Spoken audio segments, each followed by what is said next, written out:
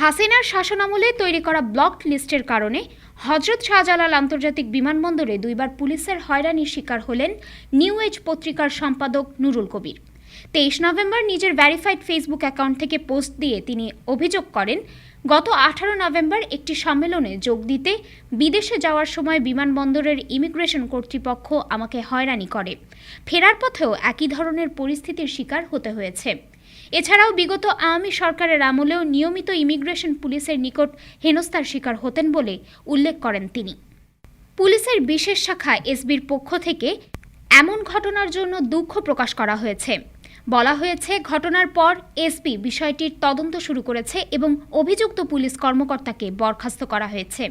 প্রধান উপদেষ্টার press wing থেকে বলা হয়েছে, অন্তর্বর্তী সরকার দেশে কোনো সাংবাদিক হয়রানির ঘটনা বরদাস্ত করবে না।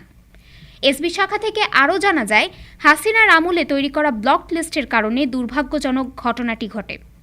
এ তালিকায় কয়েক হাজার ব্যক্তি অন্তর্ভুক্ত ছিলেন, যাতে তাদের বিদেশ সফর আটকে দেওয়া বা বিদেশ ভ্রমণ থেকে বিরত রাখা সম্ভব হয়। ডেস্ক রিপোর্ট, আজ বার্তা, ঢাকা।